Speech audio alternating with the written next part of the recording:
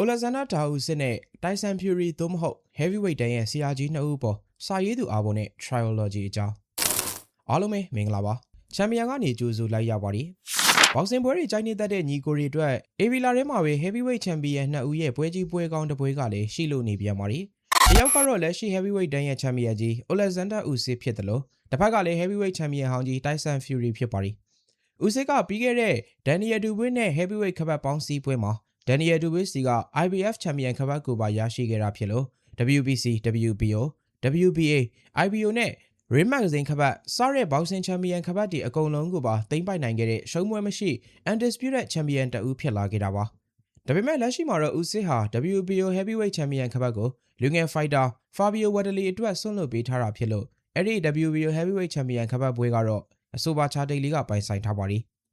Usyk က Tyson Fury နဲ့ Saudi နိုင်ငံမှာနှစ်ပွဲတီတောင်ထိုးသက်ခဲ့ပူပြီးတော့နှစ်ပွဲစလုံးကို decision တွေနဲ့ကြည့်ပဲအနိုင်ရခဲ့တာဖြစ်ပါတယ်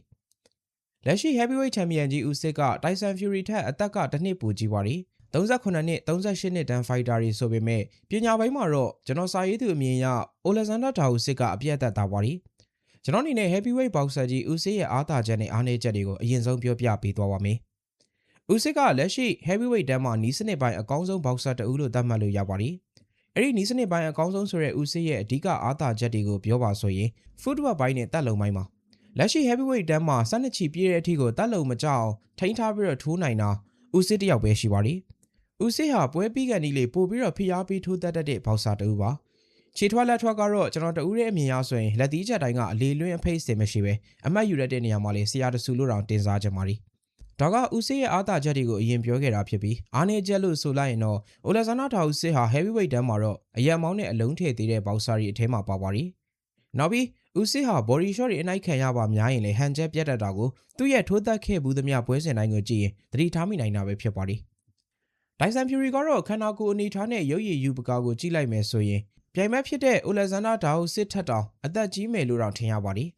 ခန္ဓာကိုယ်ကကြွက်သားတီဆောင်းမှုမရှိသလိုတဘာဝတိုင်း organic ဖြစ်နေတဲ့ body မို့လို့တော်တော်များများကမကြိုက်ကြတဲ့အထည်ပါပါတယ်။ဒါပေမဲ့ Tyson Fury ကလက်ရှိ heavyweight တန်းမှာအကောင်ထွားပြီးခြေတံလက်တံရှည်တဲ့အထက်မှာပါပါတယ်။ဒါကသူ့ရဲ့အားသာချက်တွေလို့တောင်ပြောလို့ရပါတယ်။အရန်မောင်းတဲ့ရင်6ပေ9လက်မရှိပြီးထိုးပေါက်ကလည်းညာရောဖေရောပါတန်တဲ့အတွက်မှန်ရခက်တဲ့ boxer တွေထဲမှာထိတ်ဆုံးကပါပါတယ်။ body ကအဖိုးကြီး body ဆိုပေမဲ့ခန္ဓာရည်ကတော့ knock down ချခံရရင်အောင်ပြန်ထလာနိုင်တဲ့ boxer ကြီးပါ။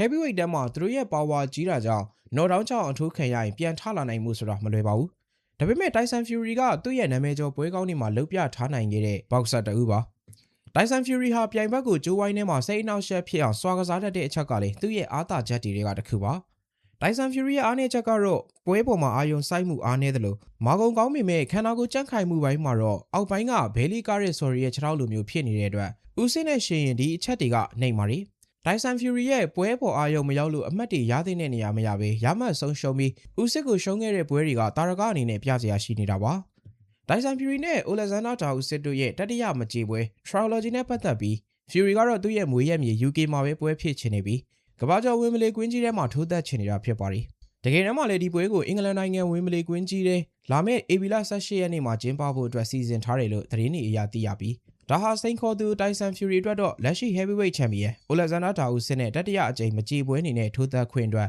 နောက်ဆုံးခွင့်ရလို့တောင်ပြောလို့ရပါတယ်။ဒီပွဲဟာ Heavyweight Championship ခေါင်းစဉ်အောက်ကနေထိုးသက်သွားရမှာဖြစ်ပြီးလက်ရှိ Champion Usyk အနေနဲ့သူ့မှာရှိတဲ့ခပတ်တီအားလုံးကို Tyson Fury နဲ့ထိုးသက်ပြီးကာကွယ်သွားရမှာဖြစ်ပါတယ်။လက်ရှိမှာတော့ Tyson Fury တယောက် Usyk နဲ့ပွဲအတွက်ပြင်းပြင်းထန်ထန်လေးကျင့်နေတာတွေ့ရပေမယ့် Usyk ကတော့အခမ်းအနားတွေပေါင်းစင်ပွဲတွေကိုတက်ရောက်နေတာတွေ့ရမှာပဲဖြစ်ပါတယ်။ပရိသတ်တွေကရော Usyk နဲ့ Tyson Fury ရဲ့တတိယမြောက်ပွဲစဉ်အပေါ်ဘယ်လိုမြင်ပါသလဲ။အရှိပွဲတွေတုန်းကလို့ Usyk ကပဲအနိုင်ယူနိုင်မလား Tyson Fury ကပဲလက်စားချေသွားမလားဆိုတာမှတ်ချက်ပေးခဲ့ကြပါဦး။နားဆင်ပေးခဲ့ကြတဲ့ပရိသတ်တယောက်ချင်းစီတိုင်းကိုကျေးဇူးအများကြီးတင်ပါတယ်။